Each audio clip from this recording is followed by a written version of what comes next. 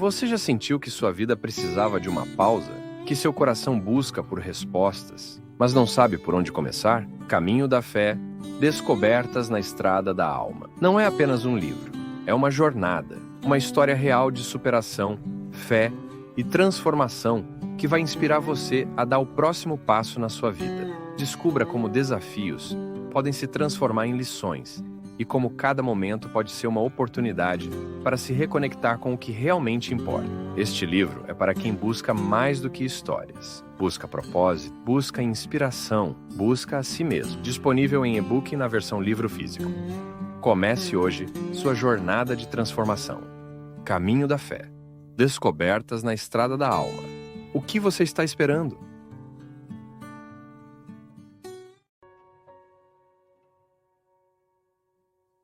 Sei que você sabe, mas é bom lembrar que a primeira experiência que nós fazemos no mundo é a experiência do cuidado. Mesmo que você não saiba, mesmo que você não tenha consciência disso, porque você era um recém-nascido, antropologicamente falando, a primeira experiência que nós fazemos no mundo é o de ser cuidado. Porque nós nascemos muito precários, né? Talvez dos seres vivos aí, nós somos um dos que mais nasce incompleto. Por quê? Entramos num mundo dotados de tanta fragilidade, né? Nós não somos capazes de ficar em pé sozinhos, nós não temos condições de nos alimentar, a gente não tem condições de cuidar das nossas necessidades vitais e básicas, a gente está inteiramente entregue ao cuidado do outro.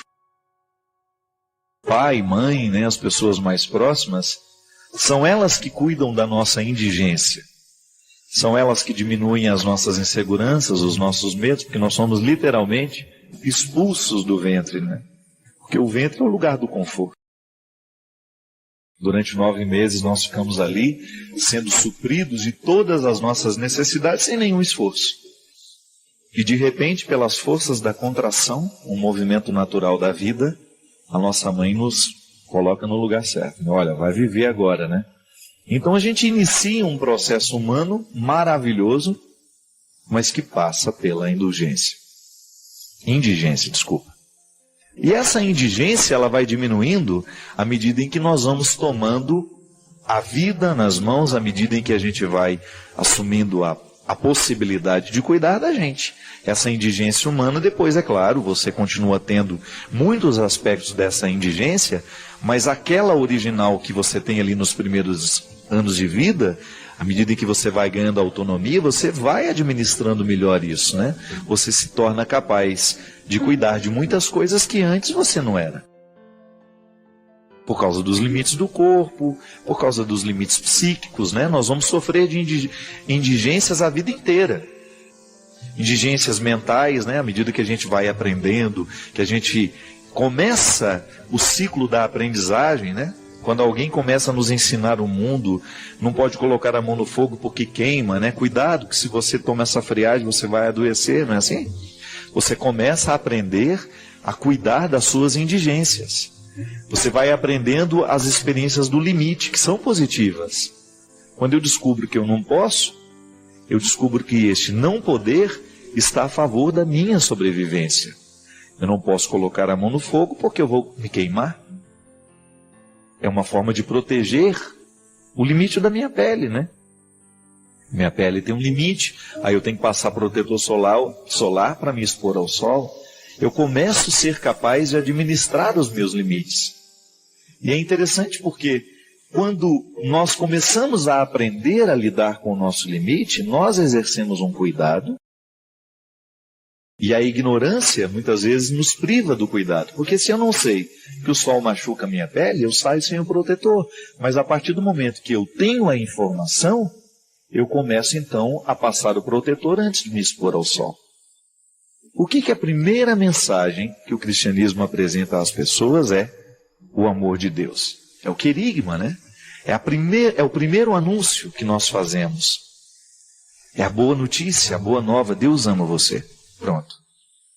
É para retirar o coração da ignorância e saber de que ele não está sozinho. O primeiro princípio da religião é esse, é ensinar que Deus cuida da gente. Que nessa experiência de sermos quem somos, de sofrer das indigências que a gente sofre, alguém cuida de nós. E aprender a experiência do cuidado de Deus na nossa vida também significa descobrir de que maneira eu preciso viver para que esse cuidado seja presente na minha vida, na minha história. Mas aí eu me surpreendo ao descobrir que esse amor de Deus me ama o tempo todo, mesmo quando eu não mereço. Não é? Mas quando eu descubro que sou amado por Deus, eu começo a ver as coisas de forma diferente. Ao descobrir que Deus me ama, que Deus cuida de mim, eu estou recebendo uma mensagem positiva, eu estou aprendendo um valor que começa a nortear as minhas atitudes para que eu possa responder a este amor de maneira equilibrada, afetiva, racional também, e poder fazer da minha vida uma experiência de correspondência a esse cuidado. Tá bom, eu acredito que Deus me ama, eu acredito que Deus cuida de mim. Como é que eu vou responder a esse amor? Cuidando também de mim, fazendo de tudo para que eu possa ser uma pessoa boa, para que eu possa viver bons valores e possa ajudar aqueles que estão do meu lado a também descobrirem o mesmo valor que eu vivi e experimentei. É aquela história da samaritana, né? Que vai, conhece Jesus, volta para o seu povoado e diz: olha, eu agora estou dizendo não é porque vocês me falaram dele, é porque eu pessoalmente o experimentei. Toda vez que nós fazemos a experiência do amor de Deus na nossa vida, é natural que a gente queira contar para o outro. Por que eu não vou dividir o que me fez bem? Eu sei o tanto que Deus alterou na minha vida. Eu sei o tanto que foi diferente na minha história desde o momento em que nele eu confiei. Que nele eu pautei a minha palavra, a minha conduta, os meus valores. Desde que nele eu comecei a viver e incorporei aquilo que para mim era uma consonância direta com aquilo que ele me pedia, na minha vida, nos meus limites, nas minhas possibilidades, e comecei a viver segundo esse amor que me ama.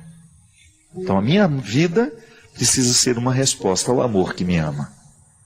Responder ao amor que me ama com as minhas atitudes, com o meu jeito de ser, com a minha missão, com o meu trabalho, com a minha solidariedade.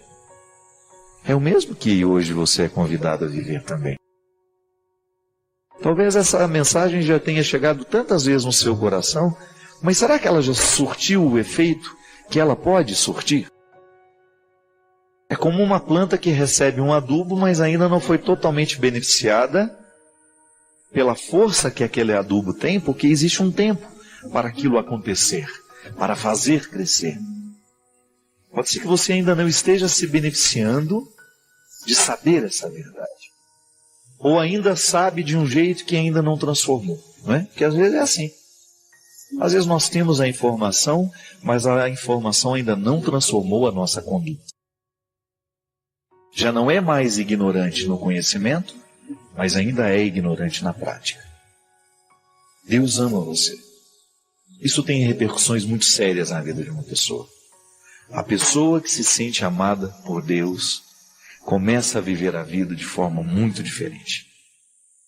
Vai pensar duas vezes antes de optar por aquilo que a destrói. Por quê? Sabe-se criatura amada. A criatura que se sente amada não vai renunciar ao paraíso. Pode observar isso na sua vida. Em muitos momentos, talvez os mais definitivos, os mais decisivos, do nosso processo de autodestruição, do meu e do seu, foi justamente no momento em que você não estava mais acreditando no amor de Deus por você. Porque essa linguagem religiosa, o amor de Deus por mim, por você, essa linguagem religiosa precisa se desdobrar no nosso dia a dia, minha gente. Isso não é apenas uma frase bonita de efeito para nós usarmos nas nossas pregações, nem nos nossos ritos religiosos. O amor de Deus por mim e por você precisa ser uma realidade concreta no nosso dia a dia. Desdobre o significado do amor a partir da vida humana, descubra o que é verdadeiramente amar e ser amado. É querer o bem do outro. Não é outra coisa. Quer saber se alguém te ama? Se lhe quer bem. Se está fazendo de tudo para que você possa crescer, para que você possa avançar, para que você abandone o território da sua ilusão e chegue realmente ao território da sua realidade, lá onde você pode crescer, onde você pode frutificar. As pessoas que verdadeiramente nos amam, nos querem no lugar certo, ainda que não seja o lugar que ela deseja para nós. Porque às vezes a mãe, no desejo de amar o filho, não permite que ele vá longe, por quê? Porque ela o quer grudado nele. Não é assim. O amor é aquela possibilidade de enviar. Vai ter sempre a possibilidade de retornar. E eu fico muito feliz toda vez que eu vejo as pessoas que eu amo conquistando lugares mais altos, alcançando lugares do coração que antes ela nem sabia que possuía. É o que Deus quer de nós. Quando eu digo que Deus me ama, eu estou firmando um compromisso de crescer como pessoa.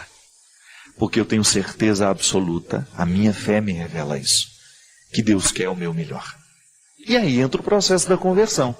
Se você sabe que Deus quer o seu melhor, você não vai ficar patinando na sua miséria, você não vai se acomodar com seus defeitos. Você vai querer ir além. E essa é a boa notícia que nós temos para dizer todos os dias. O anúncio do Evangelho é: Deus ama você. Então a gente traduz, a gente desdobra isso em realidade humana. Eu acredito que Deus me ama. Então eu acredito que Deus me quer alcançando o melhor lugar da vida. E esse melhor lugar, ele está diretamente ligado à minha realização pessoal, à sua realização.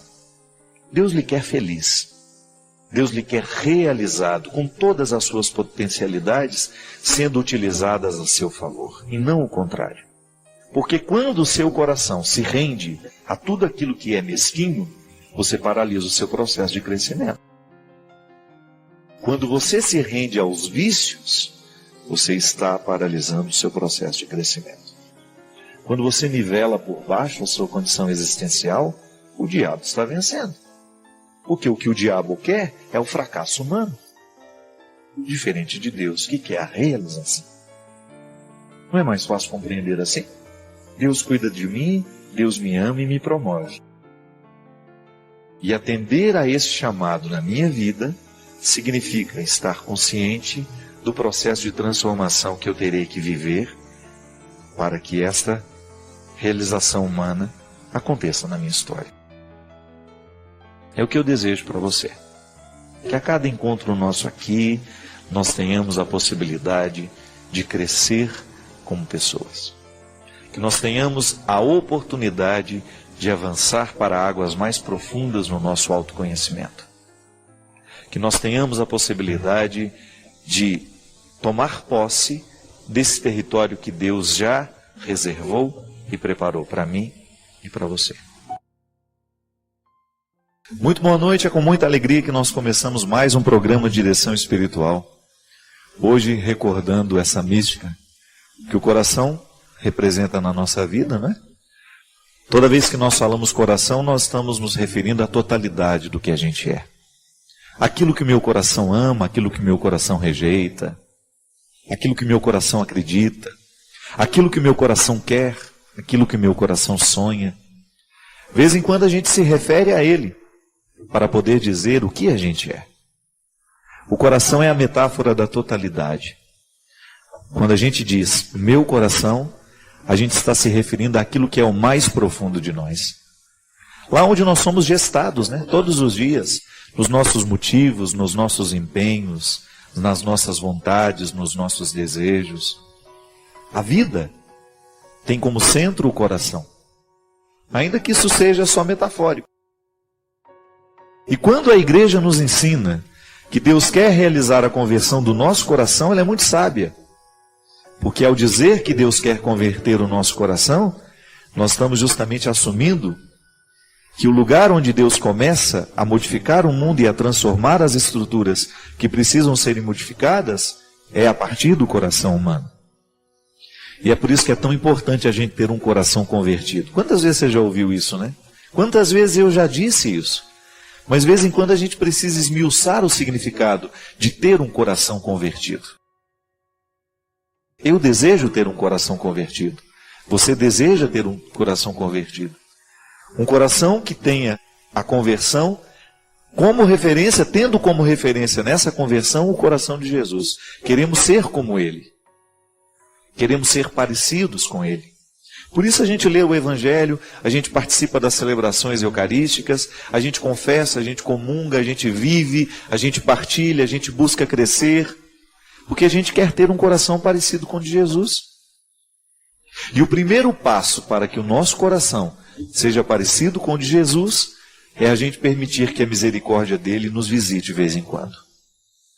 Porque só a partir da reconciliação interior, só a partir dessa amizade interior que nós vivemos com a gente mesmo, é que a gente tem condições de ultrapassar, de ir além, de vencer e de viver esse processo de conversão.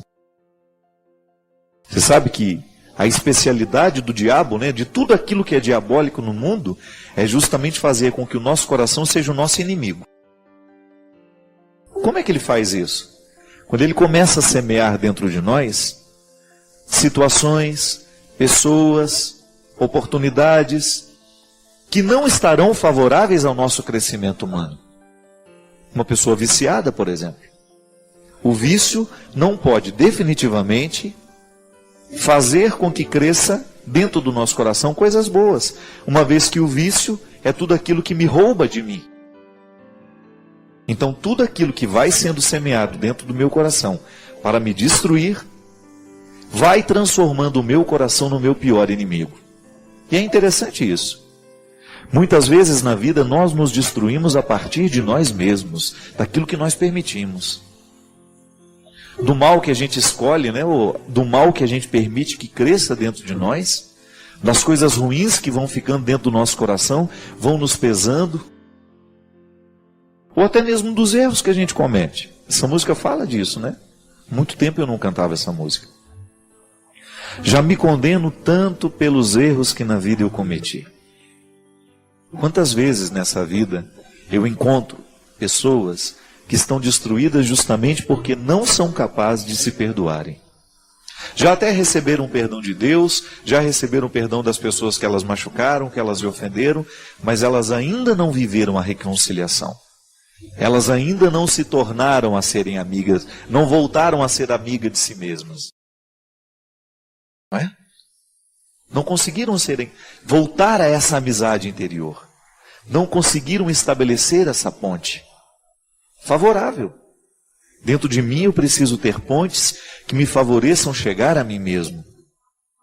E às vezes nós colocamos obstáculos dentro do nosso coração e a gente faz com que ele funcione como nosso inimigo, porque ele vai comprometendo a nossa felicidade. Coração que não bate a favor costuma apanhar, né? O gesto de bater, de julgar, de alimentar, de fazer com que a vida continue. Se ele não bate, ele apanha, né? Ele vai guardando, ele vai perdendo a vitalidade. Quantas vezes na vida a gente fez isso com a gente?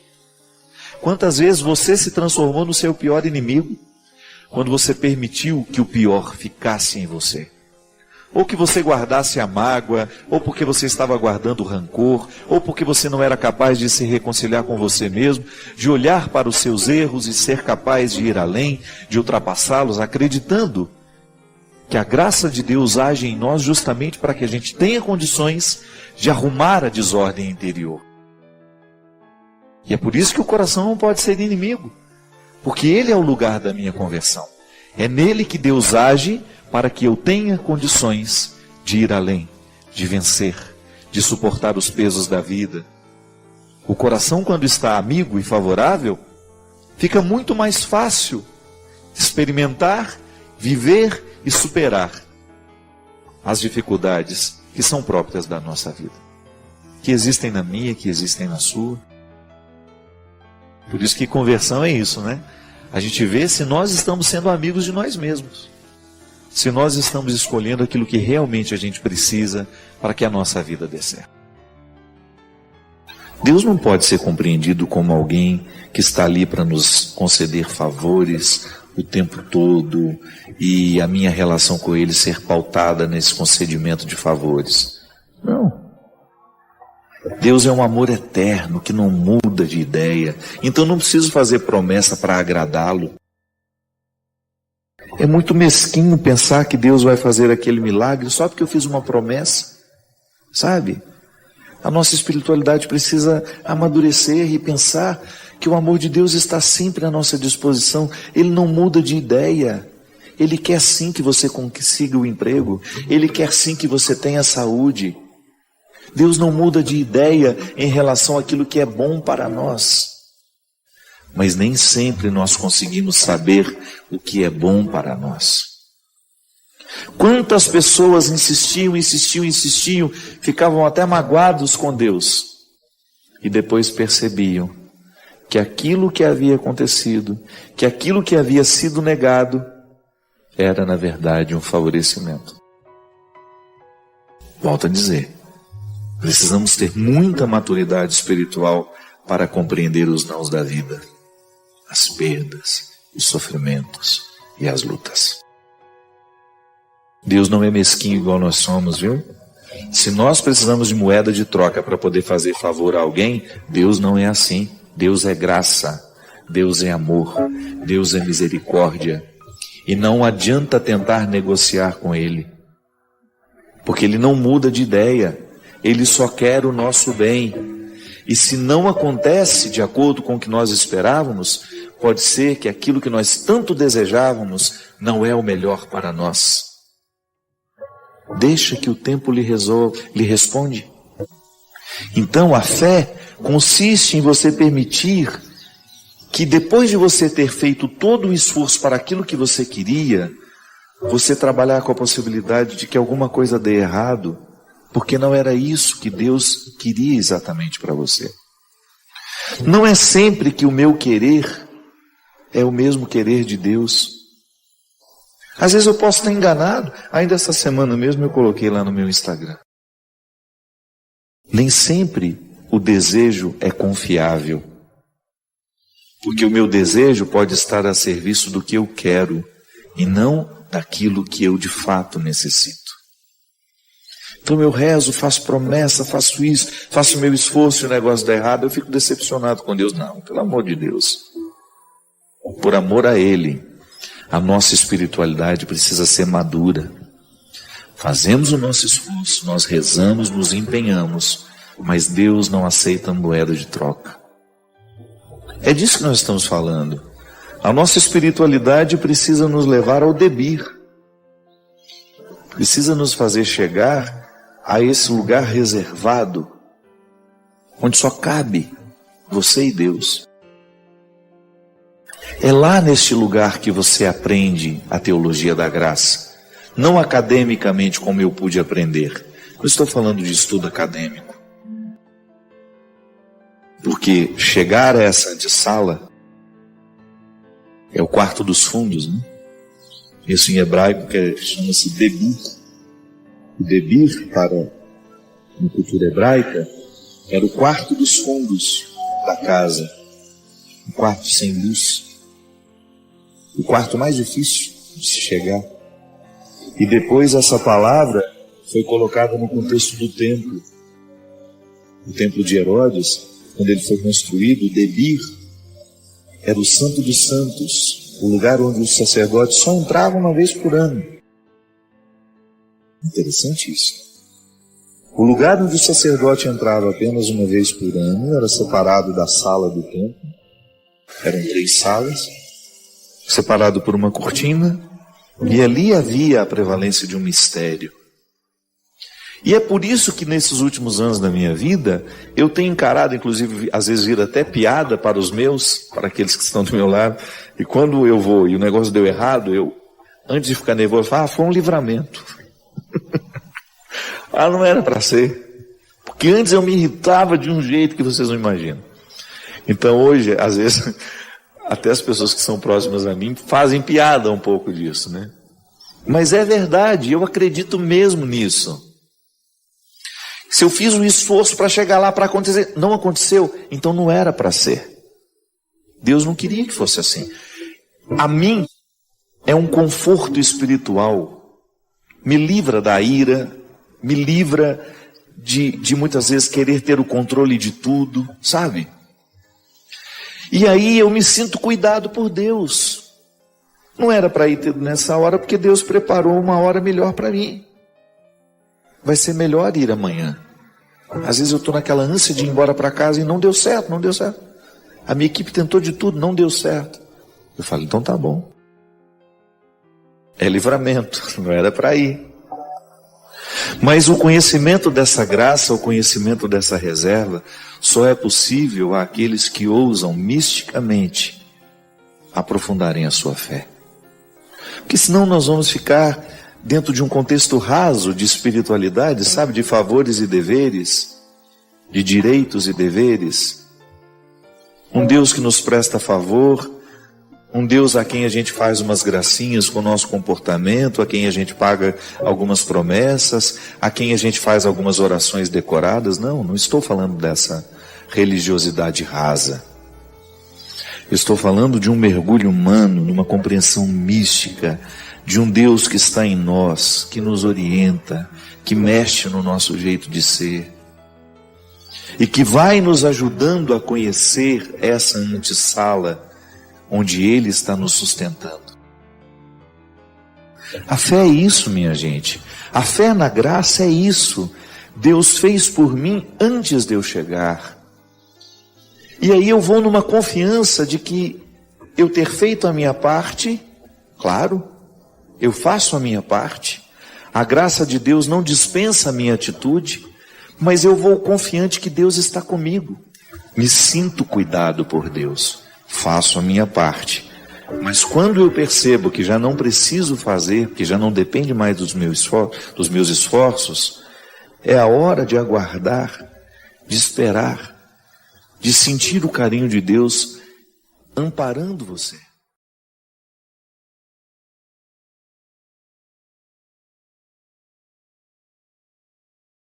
Ainda que não esteja comigo no meu dia a dia, essa fraternidade é possível quando nós identificamos que nós queremos o bem do outro, que eu queira somente o bem do outro.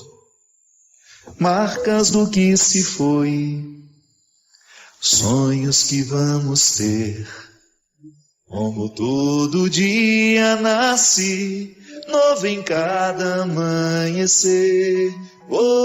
Marcas do que se foi, sonhos que vamos ter, como todo dia nasce, novo em cada amanhecer. A conversão é isso.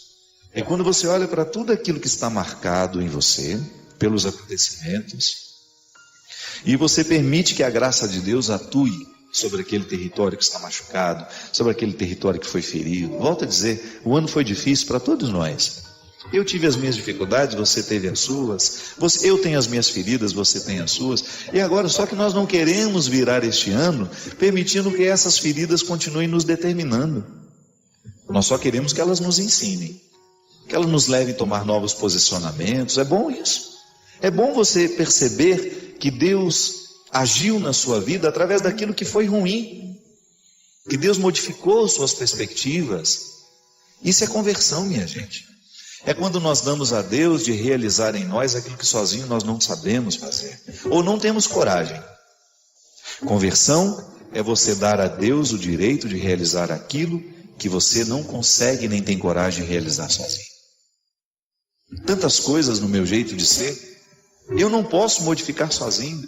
Posso fazer o meu esforço diário, mas eu preciso dessa ação de Deus. Conversão é cura, é modificação de rumo, é reorientar o rumo. Da mesma maneira como o dia nasce e me dá a oportunidade de ver todo o seu ciclo de novo. Amanhã nós teremos uma manhã, teremos uma tarde, teremos uma noite. Esse ciclo eu sei de cor, mas tudo o que acontecerá ao longo desse ciclo para mim será uma surpresa. Aonde vou, quem eu encontrarei, o que escreverei, o que falarei. E tudo isso pode estar a serviço da nossa conversa.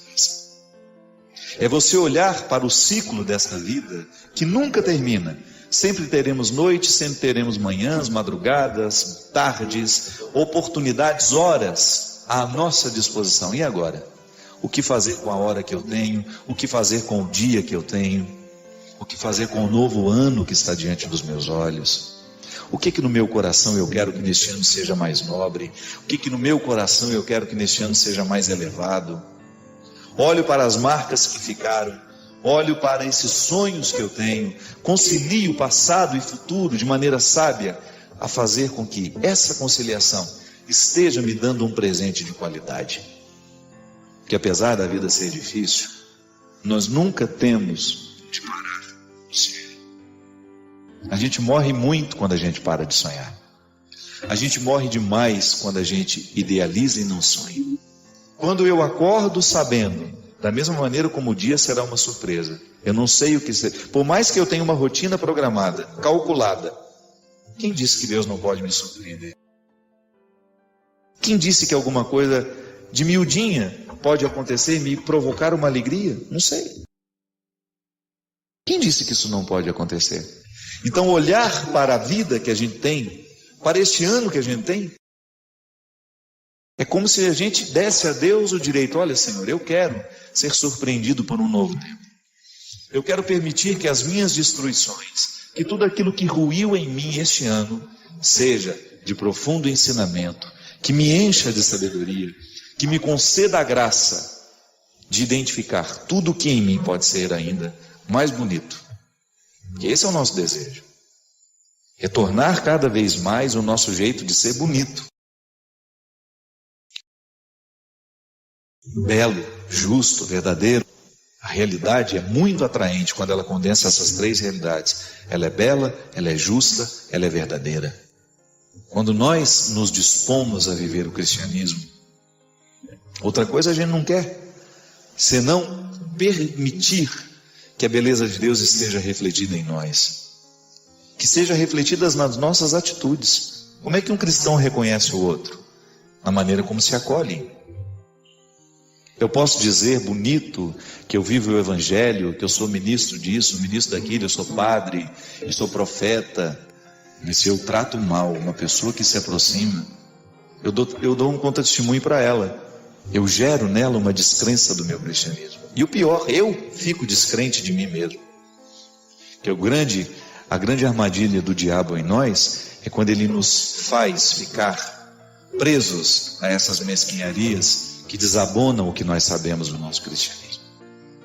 Porque não é o julgamento do outro que me derruba, é o que eu me faço quando deito a cabeça no meu travesseiro e eu sei que eu não agi de maneira cristã. É assim, minha gente.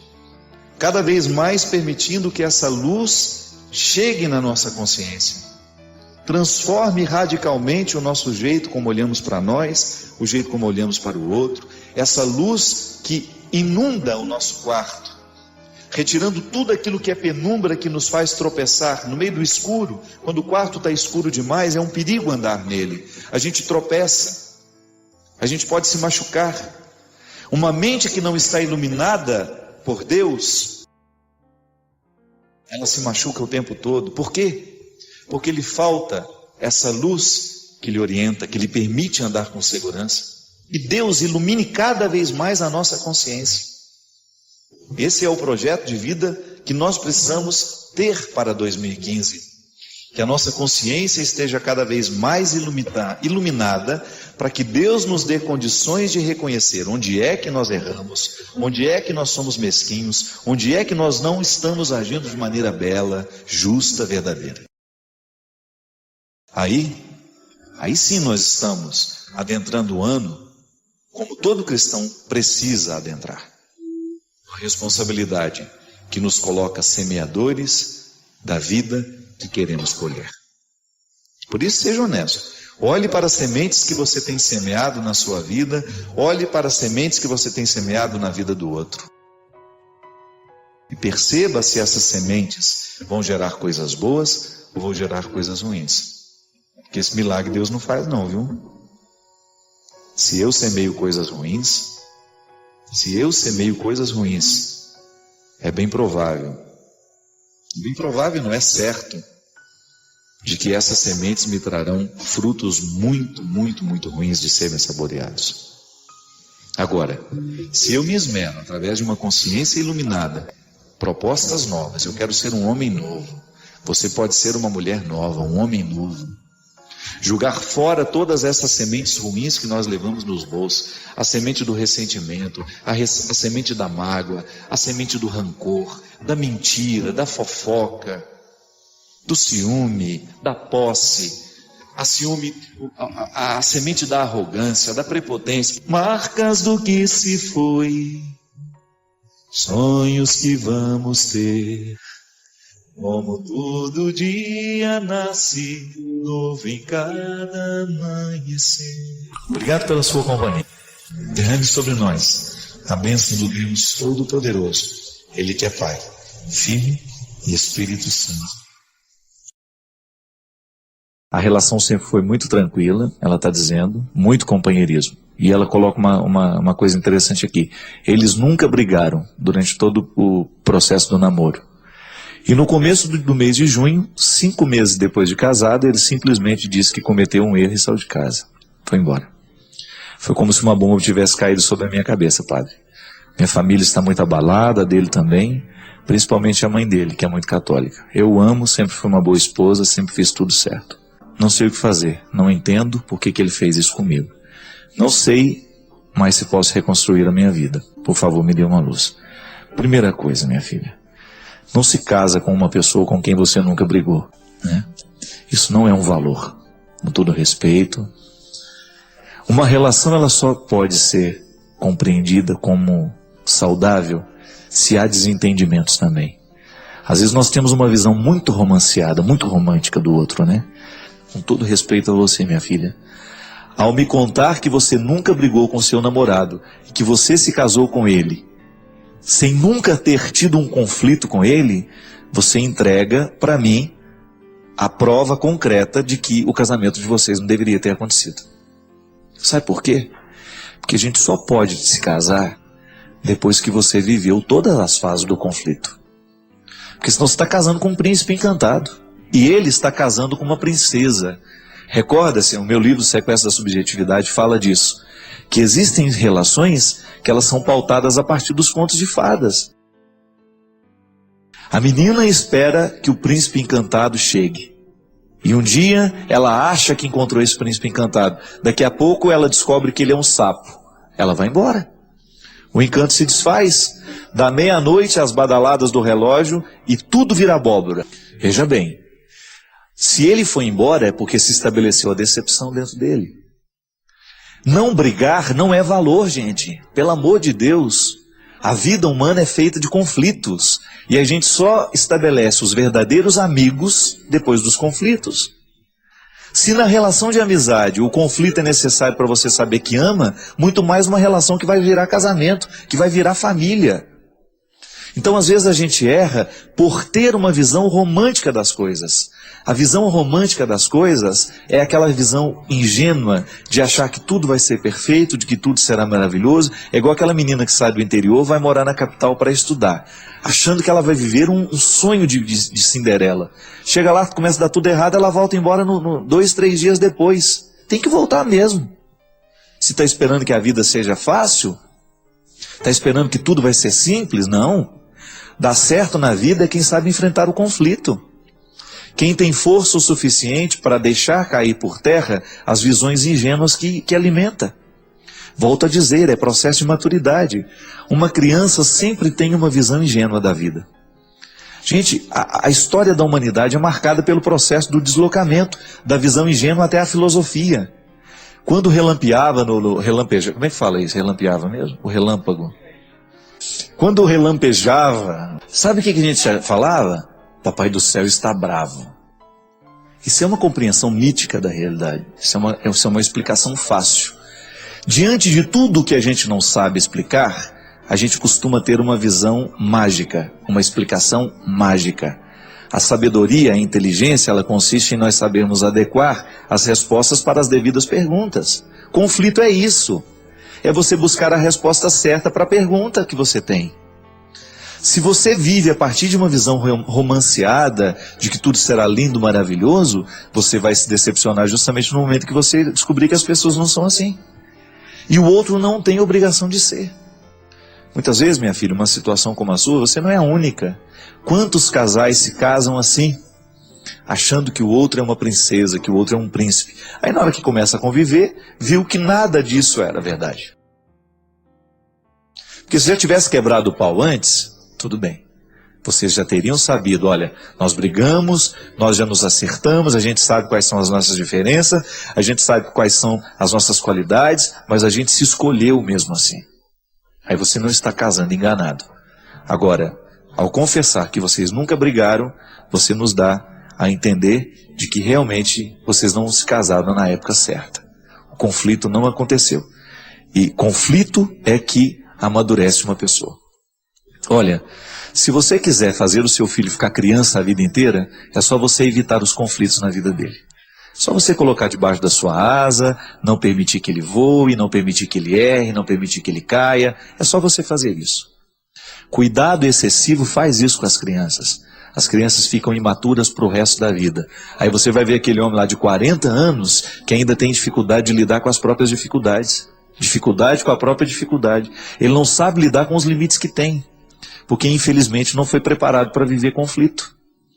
Tem gente que não gosta de conflitos, você já deve ter encontrado muita gente assim. Ela nem estabelece conflito com os outros porque ela tem medo.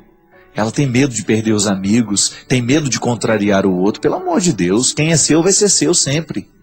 Quem realmente gosta de você vai gostar de você mesmo no momento que se estabelecer o conflito. Quem de fato encontra um valor em você não vai te jogar fora só porque você tem uma opinião contrária a dele, não. E tem gente que às vezes, para dizer que pensa de forma diferente, tem uma dificuldade danada. Isso é imaturidade, gente. Maturidade consiste em nós sabermos dizer o que a gente verdadeiramente pensa sobre as coisas, consiste em a gente verdadeiramente dizer o que a gente sente, sem medo do que o outro vai reprovar ou aprovar em nós. Isso é uma questão de sobrevivência. Se a gente não investe neste processo de maturidade, nós vamos chegar aos 40 anos com a mesma idade mental e sentimental e afetiva de um adolescente de 12. Não podemos fazer isso. Isso é retrocesso. Isso é deixar de você viver o bom da vida. Pode ver, grandes amigos nascem, você tem certeza de que ele é seu verdadeiro amigo, é depois que vocês já quebraram o pau e mesmo assim a amizade continua de pé. Já tiveram inúmeras dificuldades, mesmo assim o outro não desistiu de você. Quando você fez tudo errado e mesmo assim o outro te perdoou e falou, olha, eu não te jogo fora da minha vida porque eu já não sei mais pensar a minha vida sem você. Eu reconheço o seu valor. Você não tem obrigação de ser perfeita. Eu te reconheço imperfeito, com direito de errar, e mesmo assim eu quero você na minha vida. Faz parte. São os conflitos que nos amadurecem o tempo todo. Se a gente for pensar quanto tempo a gente precisa chorar para produzir um sorriso verdadeiro. Às vezes nossa atenção fica muito nas consequências e nos resultados das coisas. Dizem que tudo na vida é causa e efeito. Geralmente nós nos ocupamos dos efeitos da vida. Mas e as causas? Aquelas realidades primeiras que geralmente os nossos olhos não alcançam no primeiro olhar. Causas são um pouco mais profundas que efeitos. Pessoas interessantes geralmente são aquelas que se ocupam das causas. O senso comum, a maioria das pessoas, se ocupa dos efeitos. Mesmo porque as pessoas que transformam a sociedade são aquelas que pensam as causas. São aquelas que trabalham nas causas. São aquelas que são capazes de atuar diretamente nas causas. E por isso que elas mudam a vida. Dizem, é uma lenda bonita. A história contava que estavam dois pescadores na beira de um rio, quando de repente passou uma criança nas águas, afogando ali. Um dos pescadores imediatamente se lançou no rio para salvar aquela criança que estava sendo afogada. Retiraram aquela criança e daqui a pouco mais 2 crianças descendo o rio abaixo, afogando. Então foi preciso que os 2 se jogassem no rio.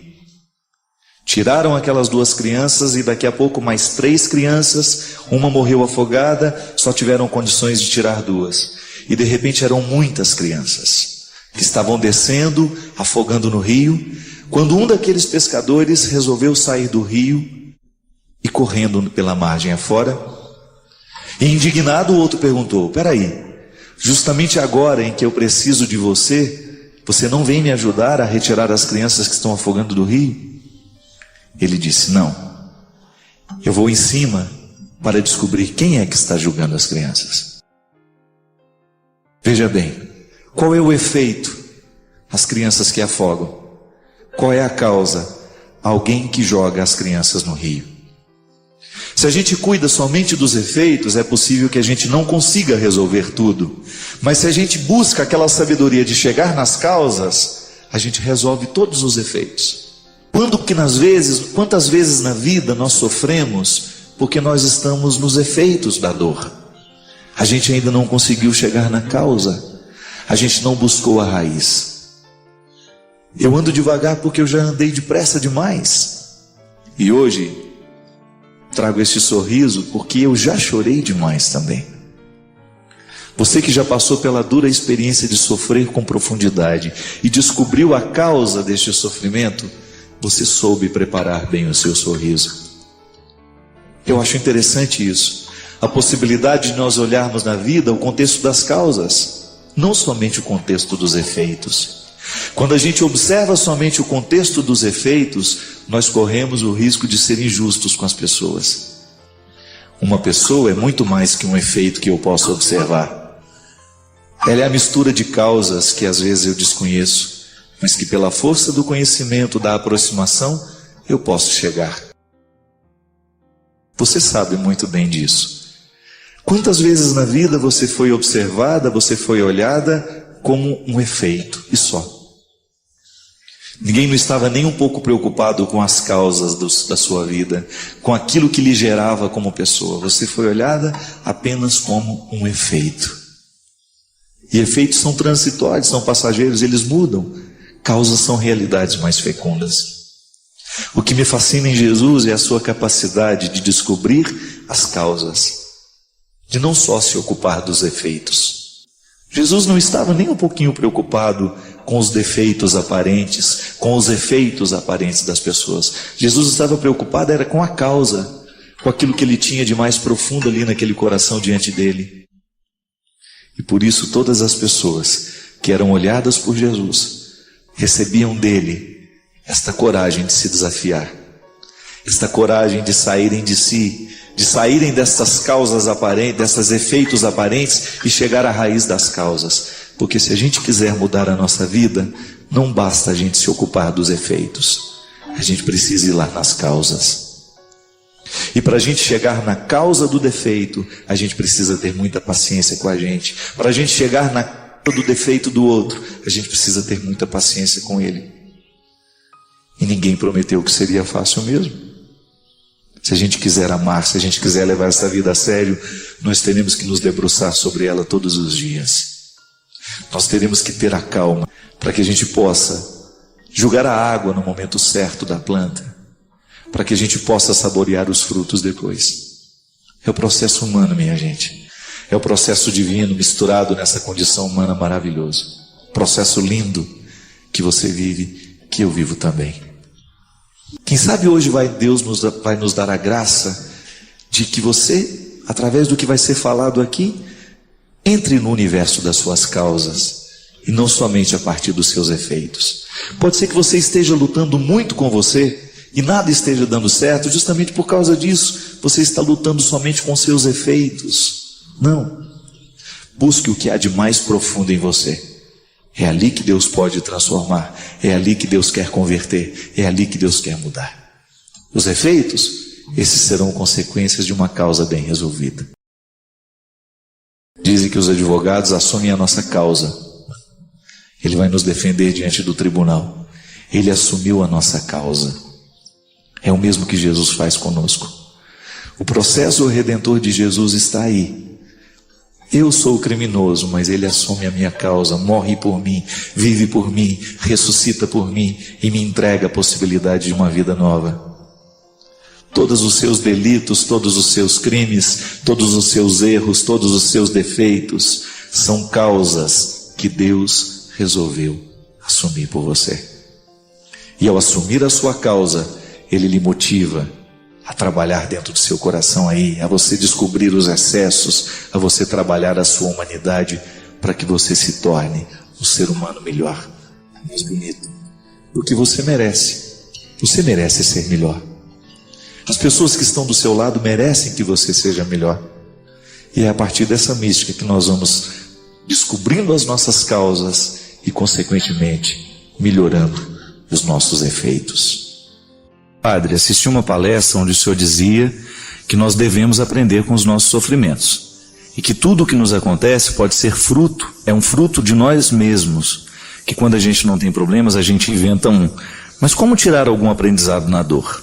Vem por aí, né? O ideal seria aprender sendo atraído pela vida. Mas às vezes a gente tem que ser corrigido pela não vida. Pela dor, pelo sofrimento, pela morte. Quantas pessoas que não se convertem por causa de um sofrimento? Não é? Muitos santos se converteram depois do primeiro tombo. O próprio Paulo, né, que a gente estava falando do Paulo, foi um tombo na estrada. Santo Inácio de Loyola foi a mesma coisa. E sempre depois daquela experiência de sofrimento, um novo homem ou uma nova mulher, né? A melhor forma de compreender o que o sofrimento pode lhe inspirar é você conhecer o ciclo do sofrimento. Ele sempre faz uma volta em nós. Ele nos envolve e do mesmo jeito que ele nos envolve, ele vai embora. Procure fazer o que você não gosta, porque o que você gosta você já faz bem. É um pouco essa experiência de você ser envolvido pelo sofrimento, porque toda vez que eu estou fazendo o que eu não gosto, eu de alguma forma estou vivendo um desconforto. Que nós temos uma mudança na morfologia do cérebro mesmo. Você tem uma modificação cada vez que você é contrariado. Cada vez que você apreende uma nova modalidade da vida, o seu cérebro é modificado. Isso é muito interessante. Rogério, toda vez que nós estamos vivendo esse ciclo do sofrimento, a gente precisa descobrir o que ele me sugere, porque eu não posso vivê-lo de uma forma infértil. Se eu estou sofrendo, eu preciso, então, dar sentido ao que me envolve, a esse desconforto. Quando a gente faz o que a gente não gosta e a gente sofre o que está fazendo, a gente aprende e a gente quebra uma série de preconceitos. Ô Fábio, mas deixa eu te fazer uma pergunta também, então, já que estamos aqui dois apresentadores, né? Ninguém gosta de sofrer, né? No seu livro você diz um negócio assim: quando o sofrimento bate a sua porta, é melhor abrir. Melhor abrir. Mas você me surpreendeu nessa frase, porque normalmente quando o sofrimento bate a nossa porta, a gente tem a tendência de dizer, vai na casa do vizinho, né? Passa outra hora, Passa né? outra hora, ou então não abre a porta, me escondo debaixo do cobertor, né? Tem ninguém aí, vai embora. O sofrimento da morte, por exemplo, de um parente, você já passou por isso, eu já passei por isso, né? E aí? Mas por que abrir? Outro dia, padre, eu estava em Petrópolis e eu me encontrei com um rapaz que eu conhecia a história porque alguém já tinha me falado. A pessoa que você vai encontrar passou por isso. Ele havia perdido os 3 filhos no acidente. E na hora que eu encontrei, nem ele me contou a história, nem eu tive coragem de perguntar. Mas é engraçado quando eu estava diante de um ser humano que não era comum. Ninguém passa por uma dor como essa. E eu olhava para ele assim, ele já com uma serenidade adquirida, certamente depois de muita lágrima, de muita dor, e ainda hoje deve sentir tudo isso, né? Mas eu estava diante dele com uma sacralidade, sabe aquela passagem, tira a sandália do seu pé, porque esse solo que você tem diante de você é santo. E aquilo me lembrou assim muito a história do meu livro, né? Porque às vezes pode parecer uma teoria, né? Um conjunto de histórias que são verdadeiras, mas que muitas vezes você não viu ossificado ali diante de você, encarnado.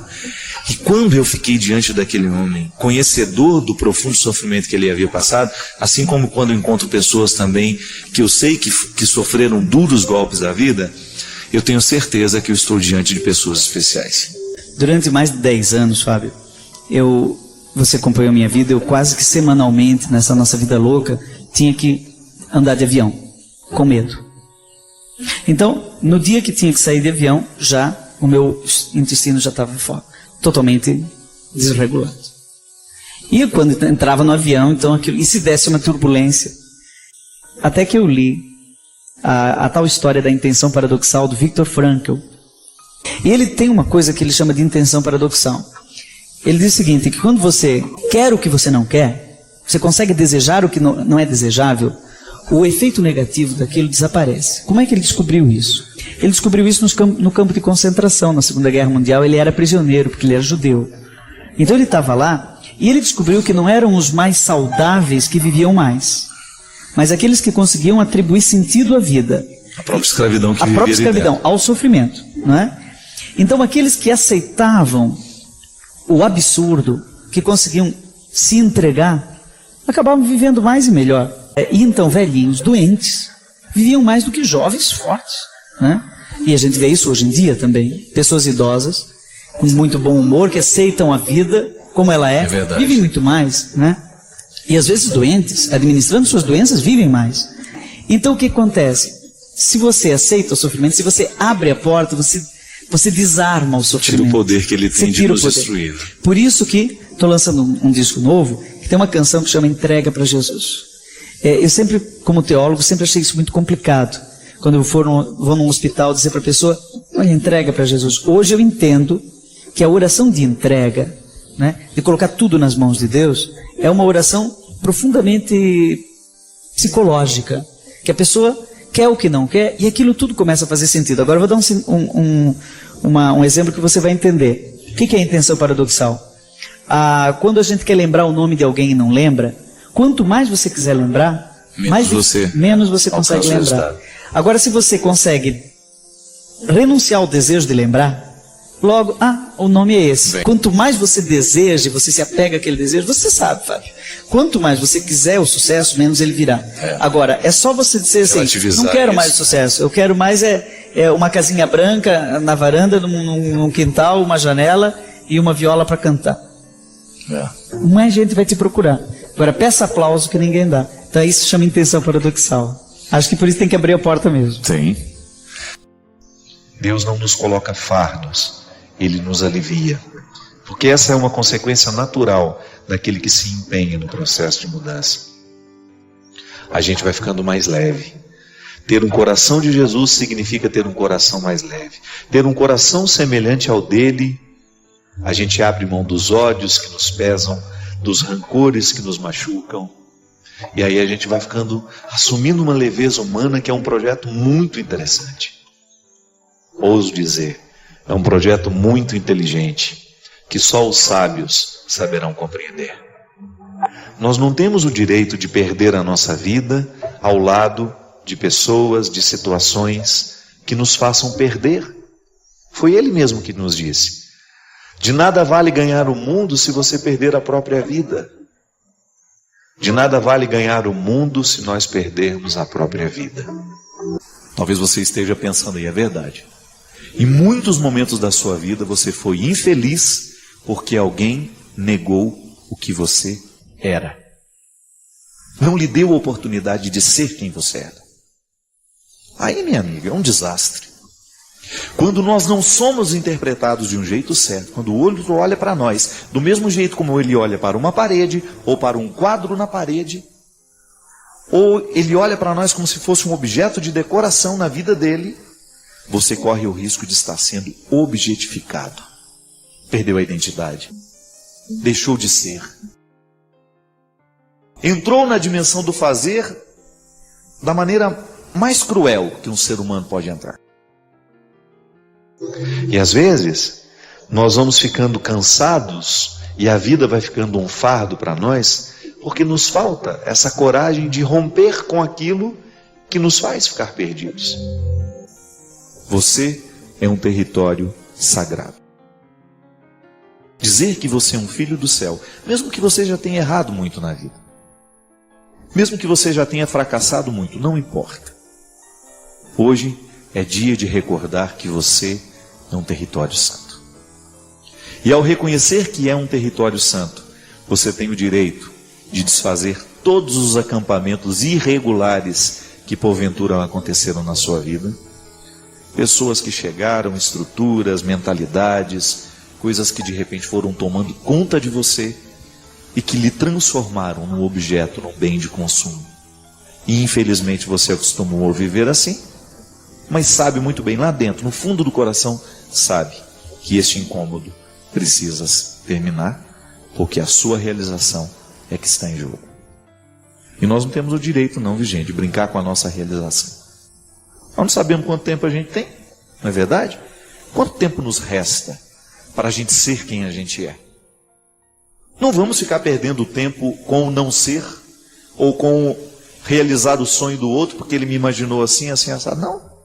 A vida é urgente e nós precisamos viver com muita disposição a oportunidade de ser hoje, aqui, neste momento. Hoje é Jesus nos dizendo isso: vinde a mim todos vós que estáis cansados.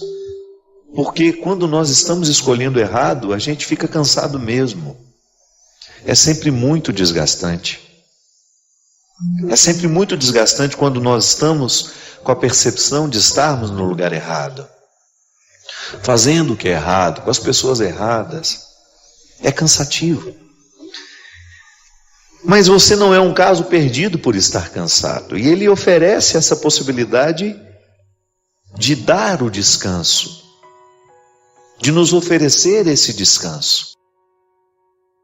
E como é que nós descansamos, minha gente? É ficando acomodados? Não. Nós podemos descansar quando, com muita consciência, com muita responsabilidade, a gente caminha na direção do contexto certo. Quando você fala, olha, a partir de hoje, tudo que está ao meu redor, todos que estão ao meu redor, precisam facilitar a minha salvação. Porque em algum momento você pode descobrir, você de repente, através desse programa, através de uma leitura que você faz, através de uma palavra, você de repente descobre que você está vivendo a condição de objeto. E que na condição de objeto nenhuma felicidade pode ser possível à vida humana. E que nós não temos o direito de objetificar ninguém, nem tampouco aceitar ser o objeto do outro. É a vida. E é tão bonito quando nós descobrimos uns com os outros, né? Nossa, desculpa, eu estou te objetificando. Eu não estou deixando o seu ser livre. Eu não estou permitindo que você seja você. E o amor nasce disso, dessa capacidade de respeitar esses limites e de compreender que o outro está em processo de transformação, não naquilo que eu quero, mas naquilo que Deus quer para ele. E nisso consiste o amor humano, em acelerar o desejo de Deus na vida daquela pessoa. Para isso nós nos amamos, não é? Aí a gente identifica, sempre olhando como a gente propõe, né? Que na nossa vida nós precisamos rever o nosso jeito de viver constantemente. É um exercício de conversão. A gente lançar uma luz sobre o nosso modo de viver e ter coragem de reconhecer onde é que nós não fomos semelhantes. Qual foi a atitude de hoje que, ao invés de lhe fazer avançar na semelhança com Jesus, lhe fez retroceder? Qual foi a palavra que você disse hoje que não lhe fez ser semelhante a Jesus? Qual foi o pensamento? O que você pensou hoje? Até mesmo na relação com os outros, né? Pode observar. Muitas vezes nós não mudamos a atitude, é porque a gente não muda o jeito de pensar. É interessante como isso se dá muito na realidade, quando eu tenho dificuldade de conviver com alguém. Se não muda o jeito como eu interpreto o outro, não vai mudar o meu jeito de tratá-lo. Eu esbarro nisso o tempo todo, minha gente. Você sabe muito bem, me acompanha, sabe o tanto que eu sou público, a minha vida me expõe o tempo todo. E eu preciso ter muita segurança no ser, para eu dar conta de fazer o que eu faço.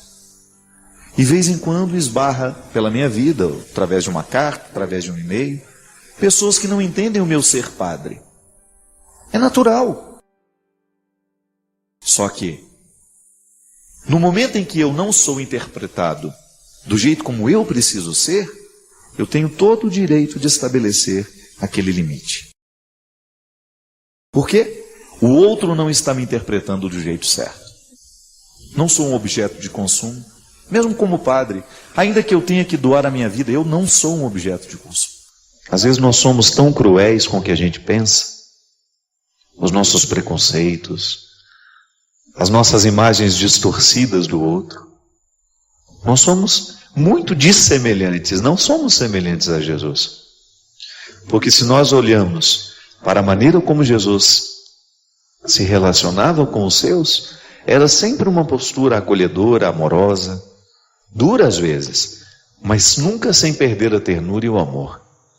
Aliás, a dureza de Jesus só tinha sentido porque ele queria o bem das pessoas.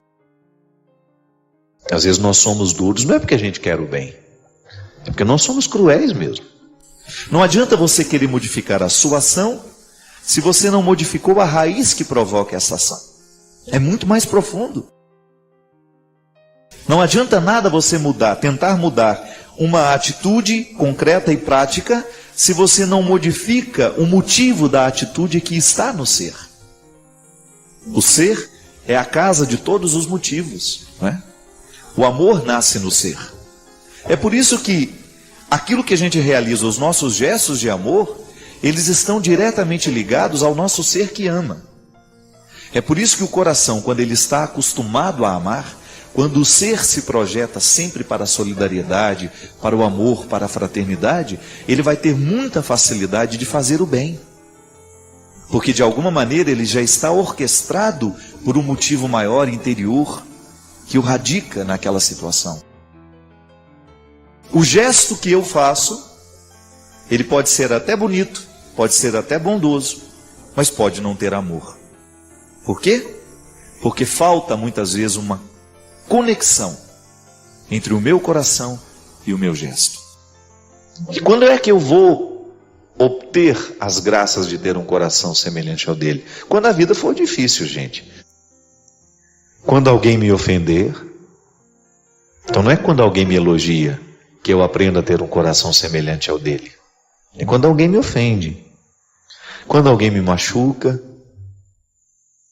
com um gesto, com uma palavra. Quando alguém me trai, quando a cruz da solidão pesa sobre mim, quando alguém me injustiça, quando alguém me calunia,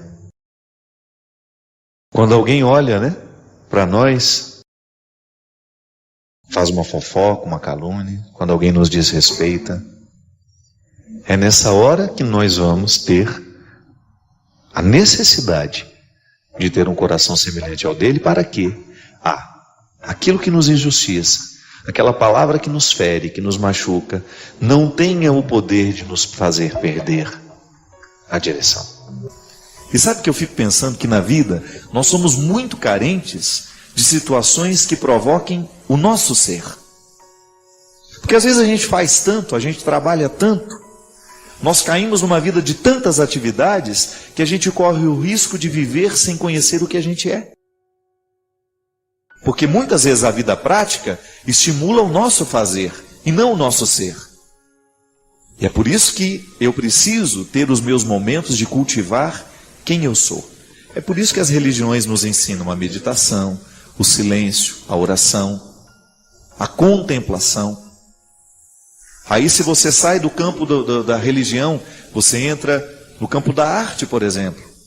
Você vai a um espetáculo, você vai assistir uma ópera, você vai assistir um teatro, um show musical. Tudo aquilo está lhe proporcionando um esquecimento do que você faz e uma recordação daquilo que você é. A boa música nos faz mergulhar no contexto do ser. E é por isso que a nossa maturidade humana depende dessas visitas que nós fazemos ao ser. Porque é no ser que a gente modifica o que faz. Por isso que é bom a gente ouvir para pessoas que estejam comprometidas com o bem da gente. Ela não vai nos enganar. Por isso é bom conviver, trabalhar, dividir a nossa vida com pessoas que estejam comprometidas com o nosso bem. Porque você vai fortalecendo dentro de você essa salvação. Há muitas pessoas que estão interessadas na nossa perdição, porque não nos amam. não estão comprometidas com a nossa verdade pessoal, não estão comprometidas com o nosso projeto de vida, nos tratam de qualquer jeito. Você não é um objeto de consumo. E muitas vezes as pessoas se aproximam de nós com um desejo tão ganancioso de serem as nossas administradoras, né? Por quê? Está te interpretando errado. Muitos casamentos dão errado por causa disso. Porque o marido interpreta a mulher como um bem de consumo. Não interpreta ela como um ser humano que tem vontades, que tem desejos, que tem sonhos. Então a atitude, muitas vezes, que cerceia, que agride, só vai ser modificada no momento em que o marido olhar para a mulher e interpretá-la de um novo jeito. Aí há liberdade.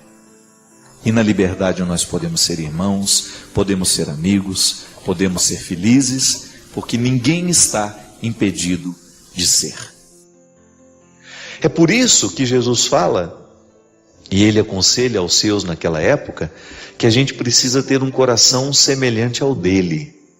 Porque se a gente luta para ter esse coração semelhante ao dele, a sabedoria vai nos ajudar a discernir se o contexto está favorável para a salvação ou se o contexto está favorável para a perdição. Particulariza essa palavra hoje. Pensa o que essa palavra representa na sua história hoje. Olhe para o contexto mais íntimo da sua história hoje. Particulariza isso. Você está hoje enfrentou situações, estabeleceu vínculos hoje que favorecem o contexto da sua salvação ou favorecem o contexto da sua perdição? É possível ser muito concreto nessa reflexão. Então, antes de fazer o que Jesus faz, eu sou convidado a ser quem Ele é. Essa é a ousadia da proposta cristã, para mim, para você. E ao dizer que eu sou filho do céu, eu estou assumindo na minha vida o compromisso de ser com Jesus. E aí, naturalmente, eu vou ter os mesmos gestos que Ele tem, as mesmas atitudes. Mas a palavra primeira é ser. Eu sou cristão. E porque sou cristão, as minhas atitudes nascerão naturalmente cristãs. Naturalmente é uma palavra difícil, né? Porque nem sempre é natural o nosso gesto cristão. Mas é porque falta a conversão do ser. Porque a vida cristã não é outra coisa senão você zelar diariamente pelo contexto da sua salvação. Tome posse disso. Ser salvo consiste em você zelar pelo contexto da sua salvação. Aí você olha para a vida que você vive, as pessoas que têm autoridade sobre você, influência sobre você, os livros que lê, a música que escuta, o programa que assiste, aquilo que a gente deixa guardar na cabeça e no coração. Esse é o contexto da sua salvação ou não. É o contexto também, pode ser o contexto da perdição. Não adianta. Não temos como negar. Esse contexto humano é onde Deus pode agir ou ele pode ser privado de agir. Mas ao assumir este compromisso de não perder de vista o ser que você precisa, viver e experimentar o tempo todo e mergulhar, quando olhamos para Jesus, nós descobrimos quem nós devemos ser, como devemos pensar. Só que aí, Paulo dizia, para que a gente tenha atitudes de Jesus, nós precisamos ser como Ele. Aí o que ele fala? Que nós precisamos primeiro transformar a nossa mentalidade. Ter o coração semelhante ao de Jesus pode nos parecer uma coisa cândida, né? Distante de nós. Isso é para os beatos, não. Ter um coração semelhante ao dele é ter um coração que seja capaz de zelar pelo contexto da nossa salvação. E volto a dizer, nós não estamos falando apenas de uma salvação escatológica para depois da morte. Também. É que ela, na verdade, é apenas uma consequência do viver bem. Às vezes eu encontro pessoas que estão muito preocupadas com a salvação escatológica, com a salvação depois da morte, e esquecem de viver bem as suas vidas. E isso é naturalmente contraditório. Eu não preciso nem me preocupar com a salvação depois da morte se eu vivo bem a minha vida. se eu zelo pelo contexto da minha salvação, se eu não permito que as estruturas diabólicas tenham ascendência sobre mim ou venham crescer dentro de mim, particularize isso. Quando eu asseguro que o meu ser está mergulhado num processo de transformação, de conversão, se eu estou vivendo a dinâmica desse batismo, é natural que eu ame, é natural que eu queira o bem, é natural que eu não semeie discórdias, é natural que eu saiba controlar as minhas vaidades, é natural que eu saiba controlar os meus orgulhos, é natural que eu não queira mentir, porque o ser está conectado em Jesus e sabe muito bem que viver a dinâmica de Jesus é justamente negar tudo isso, é não querer isso como parte, é não querer fazer parte dessas misérias todas, não é? Aí você então de alguma maneira controla a sua dimensão adâmica que não morre, que está aí dentro de mim, que está dentro de você. Quando nós abrimos as portas do que é ruim, a gente se perde. Mas quando uma palavra nos orienta e reata dentro de nós esse compromisso com a vida que todo ser humano deveria zelar para manter, a gente é salvo. Então a palavra é salvífica. A palavra tem o dom de nos colocar dentro de um contexto de transformação, de mudança, que significa também salvação. Viver a identidade é a gente de alguma maneira ter um referencial de quem a gente é, e a partir de saber quem a gente é, descobrir o que a gente deve fazer. Há sempre um ser que antecede o que faz. Isso é identidade, porque é refletindo a nossa humanidade que a gente vai se aproximar da santidade que nós tanto precisamos viver. Não há um outro jeito. Eu não sei, eu não posso ficar santo se eu não tocar nas minhas questões humanas, se eu não aprimorá-las e modificar essas estruturas. Que às vezes a gente pode ter essa compreensão equivocada de que Deus está nos propondo um fardo. Não. Deus está nos entregando privilégio, ter um coração parecido com o dele. E é possível, é. A graça atua em nós. E nós assumimos a responsabilidade de lapidar essas mazelas, de cortar esse mato que cresce, né, na personalidade da gente, que ofusca a semelhança. Aí sim é possível eu ter um coração semelhante ao dele. Essa é a antropologia cristã. Ao me ensinar, a igreja me ensina isso, que na história, no tempo, no dia de hoje, no cotidiano que hoje eu enfrento, eu sou convidado a legitimar a presença de Jesus na história. E que o meu ser é o lugar da conversão. É aqui, no meu pensamento, na minha atividade cerebral, nos meus motivos intelectuais, é aqui onde o meu coração bate, onde todos os meus sentimentos são processados, onde as minhas sensações também existem e me ajudam a ser quem eu sou, que a primeira dimensão do cristianismo se forma. É a formatação cristã, poderíamos usar um termo moderno, né? Quando você formata o seu computador, o que você faz? Você o transforma, você o retira, você limpa tudo aquilo que estava lá e você o projeta para um novo tempo. É o que o batismo faz com a gente. Ele nos retira de uma condição antiga e nos formata para uma vida nova. Então, a partir do meu batismo, eu estou mergulhado neste novo jeito de ser de Jesus. Volto a dizer, a palavra de Deus nos orienta, e porque nos orienta, ela nos salva. E hoje Deus nos salva, nos convidando a ter um coração semelhante ao Filho dele. Não é nenhum prejuízo, é um privilégio. A orientação, minha gente, sempre que ela é amorosa, ela tem um poder salvífico. Um pai, por exemplo, pode salvar o filho de muitas coisas ruins. Basta que ele esteja atento à orientação que ele precisa fazer naquele momento da vida da pessoa, do filho. Seja ela uma criança, seja ela uma adolescente, seja essa pessoa já um jovem ou até mesmo um adulto. A palavra salva, porque ela orienta. Ela tem o dom de reorientar o caminho. Um pouco antes aqui em Mateus 5, Jesus fala das bem-aventuranças, né? Bem-aventurados. A expressão bem-aventurados também pode ser traduzida como felizes. E ainda pode ser compreendida como bem encaminhado.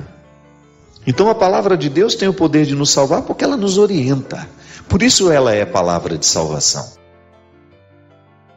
Eu sou salvo toda vez que sou orientado a agir de um jeito certo. Toda vez que eu tenho condições de escolher melhor, eu estou sendo salvo. Quando a palavra nos orienta, minha gente, ela cria dentro de nós um contexto de redução da ação do que é maligno em nós. E o que nos salva são as mudanças que nos tornam melhores. Eu, quando lhe quero bem, eu estou lhe proporcionando ser quem você é e, ao mesmo tempo, ajudando a retirar os excessos que prejudicam o seu ser. Pedindo a Deus que nos conceda a graça de ter um coração semelhante ao seu Filho. E esse é o nosso propósito, diariamente. Quando a gente se coloca nessa caminhada cristã, outra coisa a gente não pretende senão assumir essa semelhança.